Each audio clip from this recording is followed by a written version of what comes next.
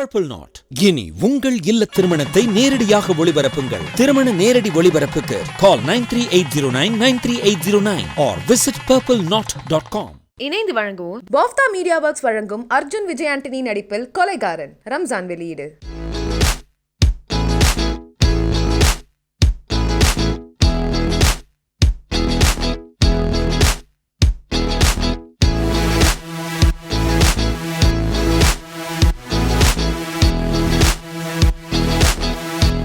திரைக்கதை மன்னன் என்று மொத்த சினிமாவிலும் இன்று கொண்டாடுகின்ற பாரதி ராஜா என்ற பல்கலைக்கழகத்திலே படித்தவர்.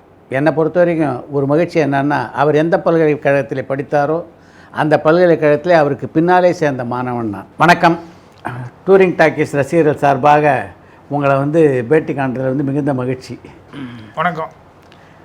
நான் சித்ரா லக்ஷ்மணன் எடுக்கிறாரு, பேட்டி எடுக்கிறாரு அப்படின்னு சொல்லிட்டு அதை தான் நினச்சின ஒழிய டூரிங் டாக்ஸுங்கிறது வேறு ஏதோ ஒரு சேனல் யூடியூப் அப்படிங்கிற மாதிரி நினச்சிக்கிட்டு இருந்தேன். அதுக்கப்புறம் இப்போ நீங்கள் பேசும்போது தான் சித்ரா லட்சுமணுடையது தான் டூரிங் டாக்கீஸு அப்படிங்கிறது தெரிஞ்சுது. ஸோ டூரிங் டாக்கீஸ் இந்த நேயர்கள் உங்கள் எல்லாத்துக்கும் என்னுடைய பணிவான வணக்கம் தெரிவிச்சுக்கிறேன். சித்ரா லட்சுமணன் அவர்களுக்கும் உங்களுடைய வணக்கத்தையும் வாழ்த்துக்களையும் தெரிவிச்சுக்கிறேன். 16 தான் உங்கள் உதவி இயக்குனராக உங்களுக்கு முதல் படமா? ஆமாம், டைட்டில் அதுதான் முதல் படம். ஆனால் அதுக்கு முன்னால் உதவி இயக்குனராக போய் சேர்றதுக்கு போன வேகத்திலேயே ஒரே நாள் ஷூட்டிங், 2வது நாள் வந்துட்டேன். நான் வரல, படமே நின்றுச்சு. யார் படம்? ஜி ராமகிருஷ்ணன் அவங்களுடைய படம். ஜெய்சங்கர் அவங்க ஹோட்டல் சொர்க்கம் அவர் எடுத்த படம். ஆமாம், ஜி ராமகிருஷ்ணன். இது ஸ்டாப் ஆகி போச்சு.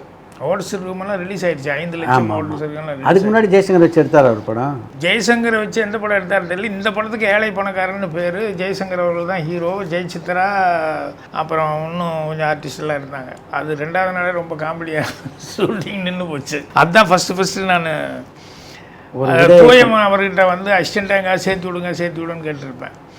அப்போ அவர் பிஸியாக தேவர் ஃபிலிம்ஸ்லேயும் கதையில்லாத கலர் இருந்துகிட்ருக்காரு. அப்புறம் முக்தா ஃபிலிம்ஸுக்கு இது மாதிரி நிறைய கம்பெனிகளுக்கெல்லாம் கதை வசனம் ஓடிட்டு இருந்தார். அப்போ ஜி ராமகிருஷ்ணன்கிட்ட கமிட் ஆகிட்டார். அவர் தேடும்போதெல்லாம் இவர் அவர்கிட்ட சிக்காமையே தப்பிச்சுக்கிட்டு இருந்தார். ஏன்னா வெவ்வேறு கம்பெனிகள் இருந்ததுனால, பிஸியாக இருந்ததுனால. அப்புறம் ரொம்ப தொல்லை பொறுக்க முடியாமல் அப்புறம் நீ சான்ஸ் கேட்டுருக்கியா, இதுதான் என் சீனு, இது கொஞ்சம் எழுதியா, நீ உட்காந்து டைலாக் எழுது. ஏன்னா அவர்கிட்ட எனக்கு ஒரே ட்ரபிளாக இருக்குன்னா அப்புறம் நான் உட்காந்துட்டு அப்புறம் இதில் ரூம் போட்டு வச்சுருந்தாங்க, அந்த எல்டாம்ஸ் ரோட்டில். ஆமாம், அப்போ கலைமணி, பனசமணி, தூயவன் எல்லாரும் அங்கே தான் இருப்பாங்க. அந்த ஏரியாவே மெயின் நம்ம சினிமா ஆட்களுடைய ஏரியாவாக தான் இருந்தது. அசிஸ்டன்ட் டைரக்டர்லேருந்து சினிமா டைரக்டர்ஸ் அவங்க. சரி, எல்டாம்ஸில் ரூம் போட்டிருந்தது. அப்புறம் உட்காந்து நான் எழுதினேன். அப்புறம் படித்து பார்த்து ஓகே, அவர் கேட்டாருன்னா நான் தான் எழுதி கொடுத்துட்டு போனேன், வேறு கம்பெனிக்கு போயிருக்கேன்னு சொல்லிடு அப்படின்னாரு. அப்புறம் நீ எங்கே தூயவன் அப்படின்னாரு. அப்புறம் நான் சொன்னேன், சார் உட்காந்து எழுதிக்கிட்டு தான் இருந்தார், ஆல்மோஸ்ட் முடிச்சிட்டாரு, முடிக்கிற நேரத்தில் வேறு கம்பெனி திடீர்னு கூப்பிட்டாங்கன்னு போயிட்டார். அப்புறம் நீங்கள் வந்தால் வேணால் படிச்சுக்காம சொன்னார், படி அப்படின்னாரு. அப்புறம் நான் படித்தேன். நல்லா தான் எழுதியிருக்கான் அப்படின்னு சொல்லிட்டு, எங்கே தூயவன் ஒரு ஃபோன் போட்டு பிடிக்கணும் அப்படின்னு. நீ பேசு, டேரக்டர் வந்தாருன்னு சொல்லி. நான் பேசுனா எடுக்க மாட்டேன், நீ பேசி எங்கிட்ட கொடு அப்படின்னாரு. அப்புறம் நான் ஃபோன் பண்ணி, சார் கேட்டாருங்க, படிச்சு காமிச்சேன், நல்லா கேட்டார்ல, இனிமேல் எனக்கு தொல்லை இருக்காது. இல்லை சார், ஒரு நிமிஷம் கூப்பிட்டு பேச யோயோனுங்கிறதுக்குள்ள அப்புறம் கொடுத்துட்டேன். தூயவா, எனக்கு ஒரு உண்மை தெரிஞ்சாகணும் அப்படின்னு ஆரம்பித்தார். என்னென்ன இந்த டைலாக் நீ எழுதுனியா அந்த பையன் எழுதுனா அப்படின்னா, சார் யார் எழுதியிருந்தாரு, நல்லா இருந்தால் எடுத்துக்க வேண்டியதானே சார், நீங்கள் எனக்கு உண்மையை சொல்லு, நீ எழுதுனா அந்த பையன். என்னால் முடியல சார், எங்கிட்ட அந்த பையன் வேலை கேட்டுருந்தான், அதனால் அந்த பையன் ராஜன் கோயம்புத்தூர்கார பையன் விவரமாக இருந்தால் அதனால் எழுத சொன்னேன். பிடிச்சிருக்கா இல்லையான்னு. இல்லை பிடிச்சிருக்கு. எது கேட்குறேன்னா, உன்னை பிடிச்சி நான் தூங்கிட்டே சுற்றிட்டு இருக்க முடியாது. சூப்பர்.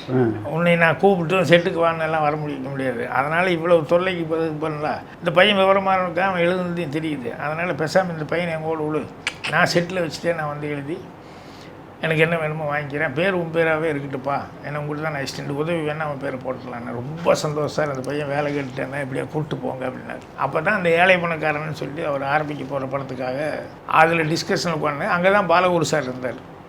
அப்புறம் நான் போனோடனே பாலகுரு சார் பழக்கமான, இந்த பையன் தூயவங்கிட்ட இருந்தாப்புல அப்படின்னு சொன்னோடனே அப்புறம் பாலகுருனை பழக்கமானே இந்த ஊர் என்னென்னலாம் கேட்டுக்கிட்டு இருந்தார். அப்புறம் டிஸ்கஷன் எல்லாம் உட்காந்துருந்தோம். அப்புறம் ஷூட்டிங் ஸ்டார்ட் ஆச்சு. ஃபஸ்ட்டு டே ஷூட்டிங் எனக்கு ரொம்ப முதல் ஒரு ஷூட்டிங்கிறது. ஆமாம், முதல் ஷூட்டிங்கிறது எனக்கு பெரிய இது இல்லையா. போனோடனே செட்டுக்குள்ளே அப்போ தான் ஜெய்சங்கரை பார்க்குறோம், ஜெயசித்ராவை பார்க்குறோம், பத்மபிரியாவை பார்க்குறோம். அப்புறம் எம்ஆர்ஆர் வாசு அவரை பார்க்குறோம். இப்படி நிறைய ஆர்டிஸ்ட்டுகள் எல்லாம் பார்க்குறது ஒரு பெரிய இதாக இருந்தால் அப்புறம் திடீர்னு போய் என்ன சாவித்திரி அம்மா ராஜன் போய் கூப்பிட்டு வா அப்படின்னாரு. அப்புறம் நான் சாவித்திரி அம்மா இப்படிலாம் படங்கள் என்னென்ன படங்கள்லாம் பார்த்துருக்கேன் அப்படின்னு சொல்லிட்டு அதெல்லாம் இமேஜின் பண்ணிட்டு ஓடுறேன். ஓடி போய் கதவை தட்டணுன்னு ஏசுன்னு சத்தம் கேட்டு திறந்தேன். பார்த்தா ஒல்லியாக எல்லாம் கண்ணெல்லாம் சிரித்து நீங்கள் நினச்சிட்டு இருந்த சாவித்திரி அந்த சாவித்திரி அப்படியே பார்த்தோன்னே என்ன அப்படின்னாங்க, தலையெல்லாம் லைட்டாக ஆடிட்டு உடம்பு வேறு சரியில்லை. என்னென்ன எனக்கு பேச வரல, அழுக வந்துடுச்சு. என்னாச்சு என்ன இல்லை அண்ணன் என்னென்னா அழுக என்னால் பேசவே முடியல. இல்லை நான் சால்ட்டுக்கு கூப்பிட்டாங்க, நான் உங்களை இப்படி இல்லாமல் பார்த்துருக்கேன், இப்படி என்னால் முடியலைங்க அப்படின்னு. இதெல்லாம் இருக்கிறது தான், இதில் என்ன இருக்குது அப்படின்னு சொல்லிட்டு பெண்ணை சால்ட்டு கூப்பிட்டாங்க. ஆமாம் சரி வர்றேன் சொல்லு. எனக்கு அங்கேயே ஃபங்க் ஆகிட்டேன். நான் என்ன ஷூட்டிங் சினிமா அப்படிங்கிறது என்னவோ இமேஜின் பண்ணிட்டு வந்தோம். நம்ம பார்த்த ஆர்டிஸ்ட்டு ஆக குழுங்கு சிரிக்கும் சிரிப்பில் இவ்வளோ ஒரு பார்ப்பான்னா அப்புறம் நவராத்திரியில் வந்து அந்த சிவாஜி சாம்பியார் இது இப்படின்னு சொல்லிட்டு என்னென்னலாம் படங்கள்லாம் நம்ம பார்த்தோம். கைவீசம் அந்த இது பாசமலர் எல்லாம் பார்த்து அழுது அவங்கள வந்து எப்படியெல்லாம் இமேஜின் பண்ணோம். அவங்க இப்படியா அப்படிங்கும்போது சினிமாங்கிறது அப்போ தான் ஒரு ஜெர்க்காக தெரிஞ்சுது எனக்கு. எப்படியெல்லாம் பார்த்தவங்க ஆனால் இன்றைக்கி அவங்க பொசிஷன் இப்படி அப்படின்னு சொல்லும்போது அப்புறம் அவங்கள பார்க்கும்போதெல்லாம் இன்றைக்கி ஷூட்டிங்கில் மற்றதெல்லாம் பார்க்குற அந்த பிரமிப்பை விட இவங்கள பார்த்து மனசுக்குள்ளே கஷ்டம் வருது பெருசாக இருக்குது. அதில் அப்புறம் ஷூட்டிங் ஃபஸ்ட் டே நடந்தது ஒன்றும் குழப்பம் இல்லை. 2வது நாள் நடக்கும்போது என்னென்னா அதுக்கு டைலாக்ஸ் தான் என்னையும் எழுத சொன்னான்னு சொல்லி நான் தான் எழுதினேன். அப்போ எம்ஆர்ஆர் வாஸ் அவர் நடிக்க வந்தார்.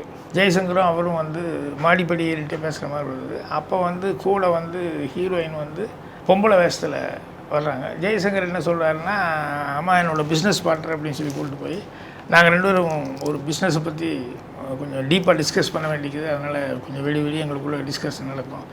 அதனால் ஒரு நாளைக்கு அவசரமாக வேறு போகணும், அதனால் நைட்டு ஃபுல்லாக டிஸ்கஷன் இருக்குமா அப்படின்னு அம்மாக்கிட்ட சொல்லிட்டு சரிப்பா முக்கியமான பிஸ்னஸ்ஸு பெரிய பிஸ்னஸுங்கும் போது பண்ணிவிட்டு அதனால் ஒன்றும் தப்பு இல்லை, ரொம்பவும் தூக்கம் கிடாதீங்க அப்படி இப்படின்னு அந்த அம்மா சொல்லி அனுப்புவாங்க. ஸோ இதில் பொம்பளை வேஷங்கும் போது ஆட்டோமேட்டிக்காக டபுள் மீனிங் இருக்குது இல்லையா?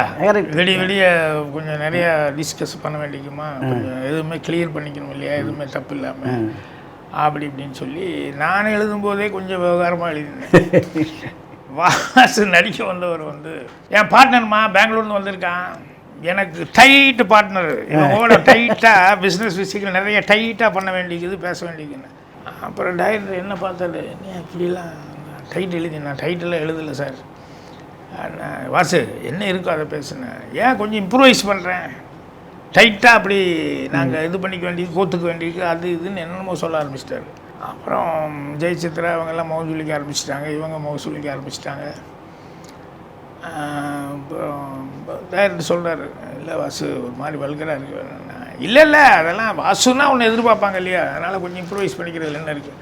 அப்புறம் இல்லை எல்லோரும் முகம் சொல்லிக்கிறாங்க பாரு அப்படின்னா. அப்புறம் ஒவ்வொருத்தராக சொல்ல அப்புறம் ஜெய்சங்கர் ஏதோ சொல்ல ஆரம்பித்தார், ஏன் இந்த பார் நீ ஹீரோ, நீ உன் நடிப்பு மட்டும் பார், எனக்கு வந்து நீ எனக்கு கரெக்ஷன் சொல்லாது அப்படி இப்படின்னு. இல்லையா இல்லை நீ எனக்கு சொல்லாது, நீ நடிக்க வந்திருக்க, நீ ஹீரோனா காமெடி நான் பண்ணுறதை நான் பண்ணிகிட்டு இருப்பேன் அப்படிங்கிற மாதிரி அப்படியே எம்ஆர்ஆர் ஸ்டைல் சேம் அப்படின்னு சொன்னோடனே இல்லை வாசு கொஞ்சம் இதை மட்டும். அப்போ வாசுக்கு ரெக்கமெண்ட் பண்ணது யாருன்னா பாலகுரண்ணன், அந்த படத்தில் வாய்ப்பு. ஆமாம் அந்த வாய்ப்பு. அப்போ வந்து என்னென்னா இவர் வந்து நம்ம அசோகன் சாரை போடலாம் அப்படிங்கிற மாதிரி ஐடியாவில் இவர் இருந்தார், ஜி ராமகிருஷ்ணன் சார். ராமகிருஷ்ணன் அவர் அந்த ஐடியாவில் இருந்தார். ஆனால் இவர் ஸ்ட்ராங்காக ரெக்கமெண்ட் பண்ணி இல்லைங்க அவன் இன்றைக்கி ட்ரெண்டுக்கு அவன் இருந்தால் நல்லா இருக்கும், கொஞ்சம் அவன் பேசுகிறதெல்லாம் ரசிப்பாங்க ஜனங்க அப்படி இப்படின்லாம் சொல்லி அவனால் கண்ட்ரோல் பண்ணுறது கொஞ்சம் கஷ்டமாக இருக்குமே அப்படி இப்படிங்கிற மாதிரி அவர் இவர் பயப்படுறாரு. ஏன்னா அவர் கொஞ்சம் பேர் எடுத்து வச்சுருக்காரு இல்லையா, அதனால் அவர் கொஞ்சம் பயப்படுறாரு. அப்புறம் ஏதோ சமாதானம் சொல்லி போட்டோம்.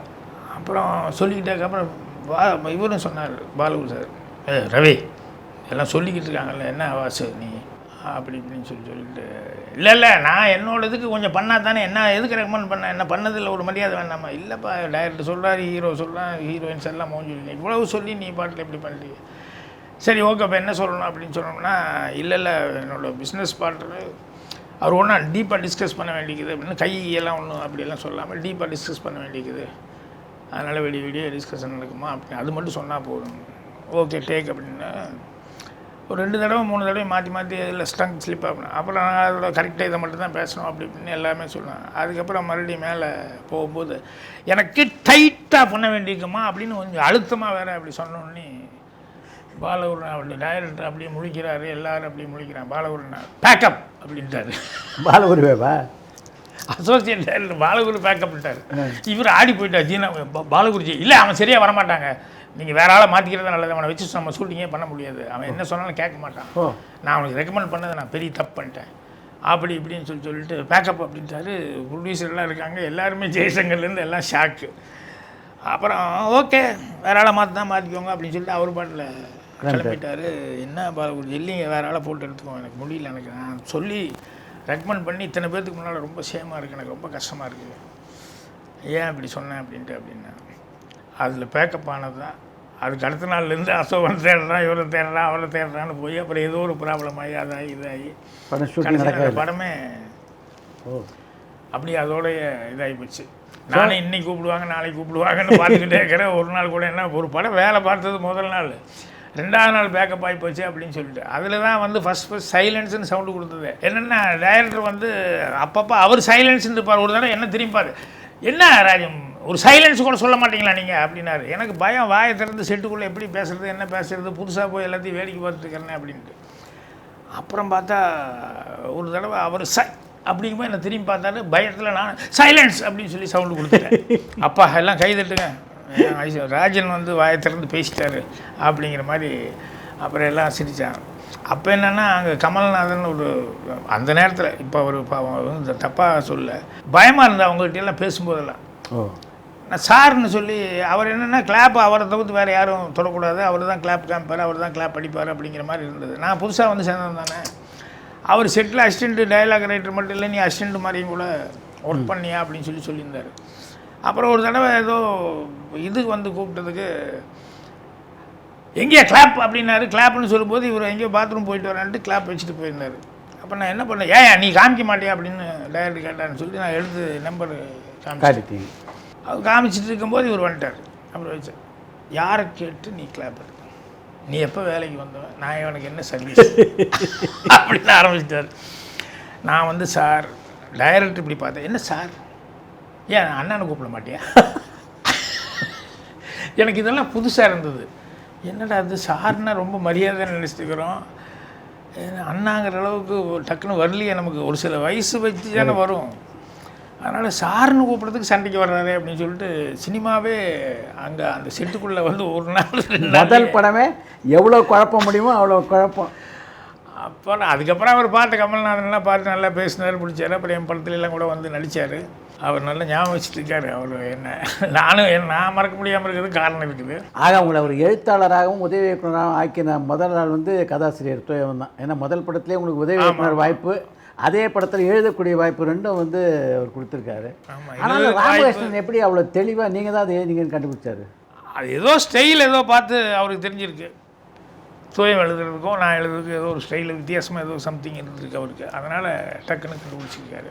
பாலகுரு தான் உங்களை கொண்டு போய் பாரதி ராஜிட்ட சேர்த்தவர் இல்லையா? இல்லை, அதுக்கப்புறம் தான் இந்த கம்பெனி வேலையே நடக்கல. இல்லை, அப்புறம் எனக்கு அங்கே தெரிஞ்ச ஒரே ஒரு ஆள் டைரக்ட் ஷூட்டிங்கே நடக்கலாங்கும் போது அவர்கிட்ட போய் என்ன பண்ண முடியும், அவர்கிட்ட போய் எங்கேயாவது சேர்த்துங்க நான் சொல்ல முடியும். அப்போ பாலகுருன்கிட்ட தான் போய் எங்கேயாவது வேலைக்கு மறுபடியும் ஏதாவது ஷூட்டிங்னே நான் எப்படியாவது சேர்த்து விடுங்க இரியா வேலை ஏதாவது வரட்டு நான் சொல்கிறேன்.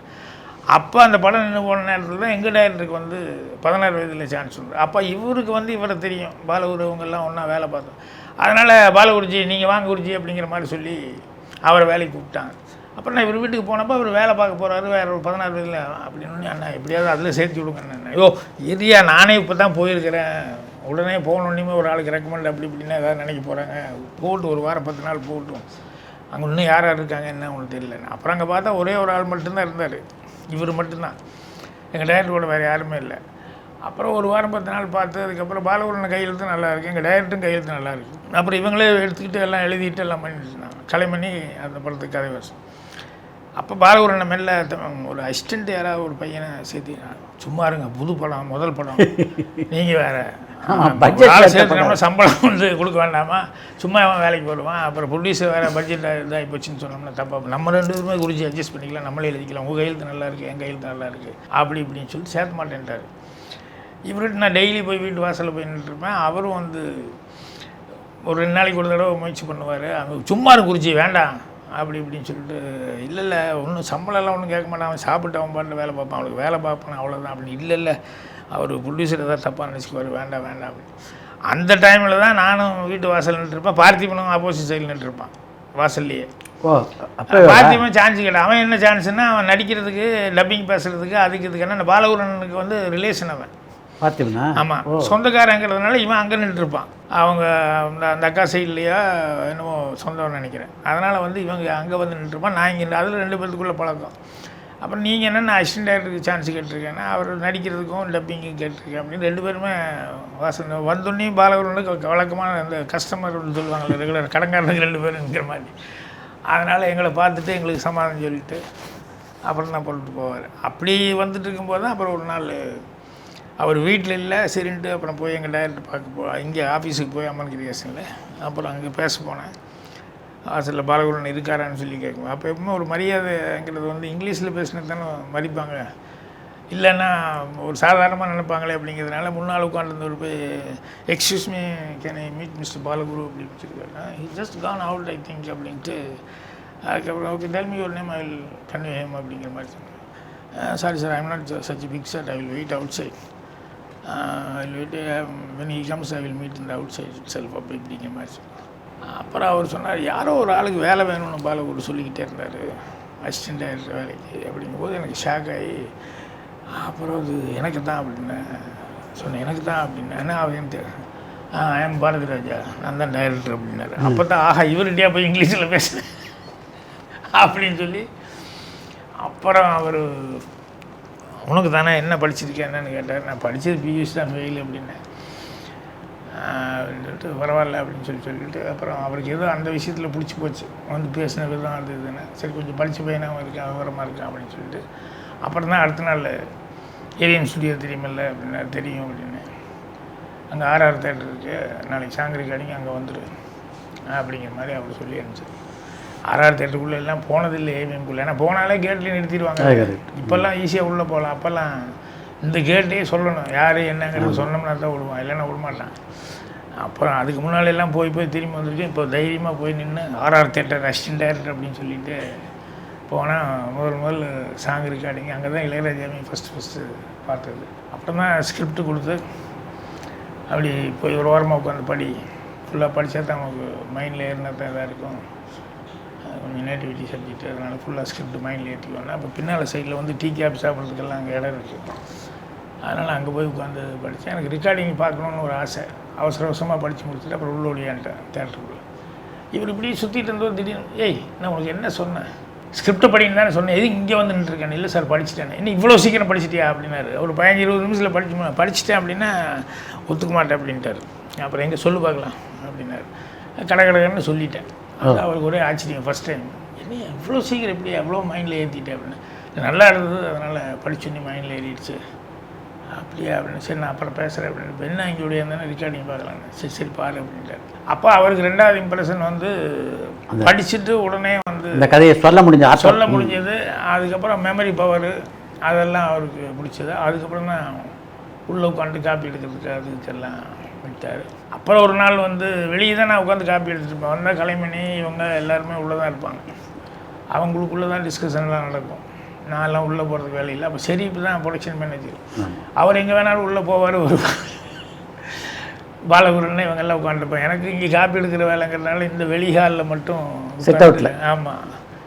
அப்புறம் ஒரு நாள் இவர் எப்போ சாப்பிட்டு அப்படியே வந்தாருன்னா அப்படி வந்து கொஞ்சம் நேரம் உட்காந்துட்டு அதுக்கப்புறம் உள்ளே போவாங்க. அப்புறம் ஒரு நாள் கேட்டேன், நீ ஈடுச்சங்க அப்படி மாதிரி அடிச்சிட்டிருக்கியா, இல்லை படிச்சு தான் பண்ணுறீங்க, இல்லை படித்து தான் பண்ணுறீங்க. அப்புறம் அவர் கேட்டார், இதில் ஏதாவது உனக்கு சேஞ்சஸ் உனக்கு ஏதாவது தோணுதா, நல்லா இருக்கா, என்ன நல்லா இருக்குது சார், இதில் ஏதாவது சேஞ்ச் வேணும்னு நினைக்கிறியா அப்படின்னு. அப்படி யோசிச்சு எப்படி சொல்கிறது அப்படின்ட்டு முதல் வேலைக்கு சேர்ந்துருக்கு.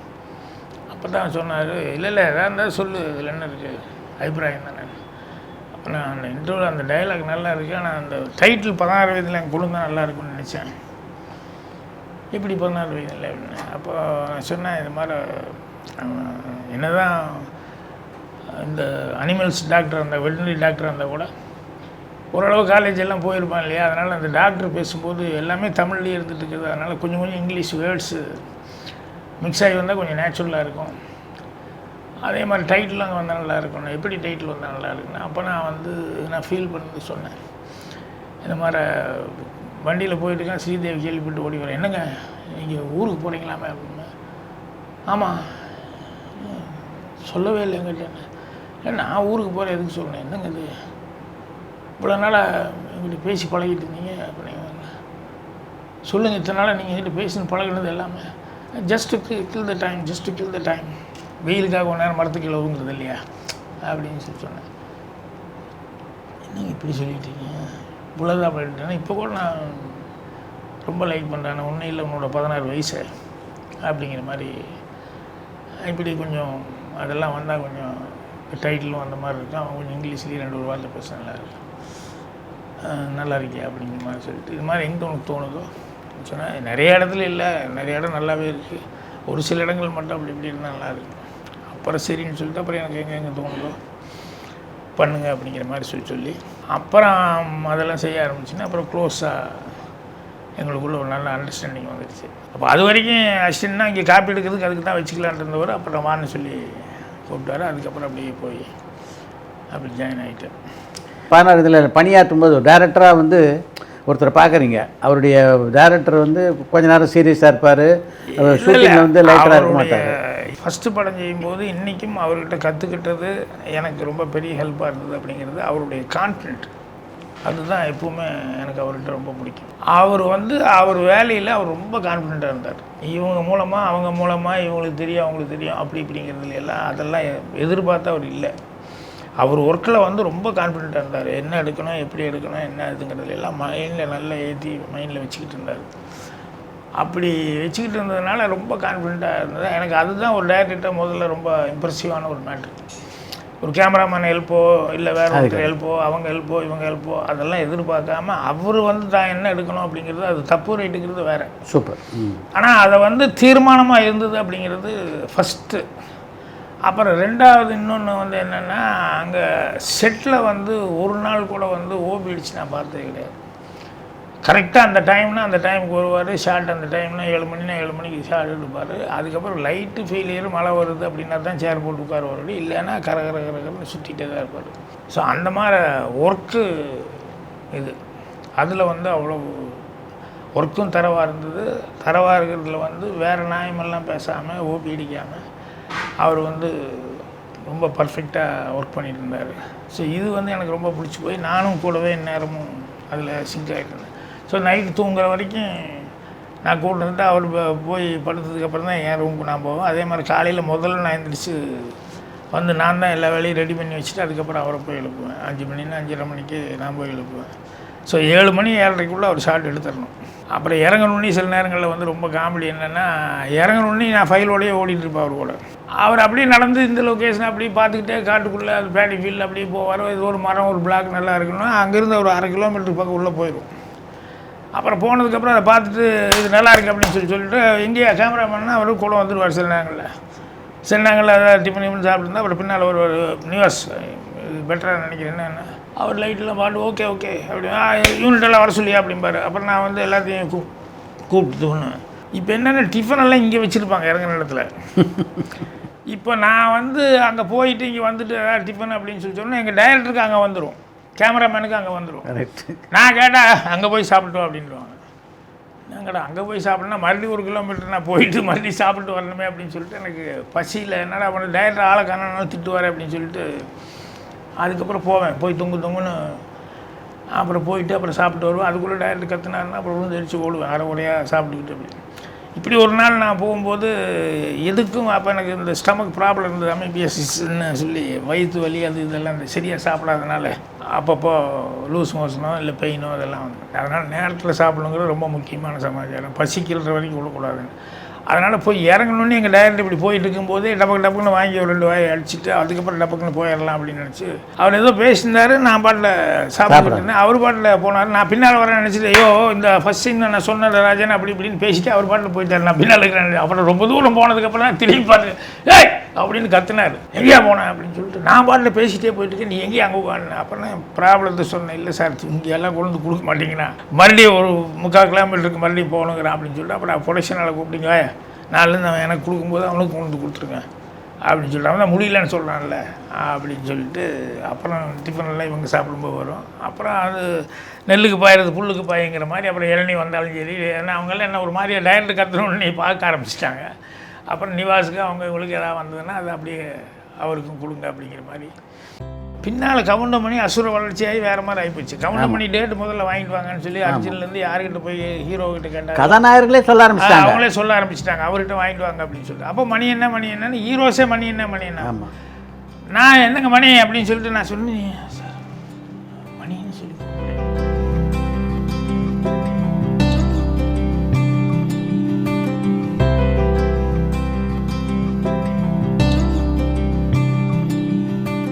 இதுவரைக்கும் டூர் அண்ட் டாக்கீஸ்க்கு சப்ஸ்கிரைப் பண்ணாதவங்க கீழே இருக்க சப்ஸ்கிரைப் பட்டனை அழுத்தி சப்ஸ்கிரைப் பண்ணுங்க. மேலும் புதிய வீடியோக்கான அப்டேட்டை தெரிஞ்சுக்க பெல் பட்டனை அழுத்துங்க.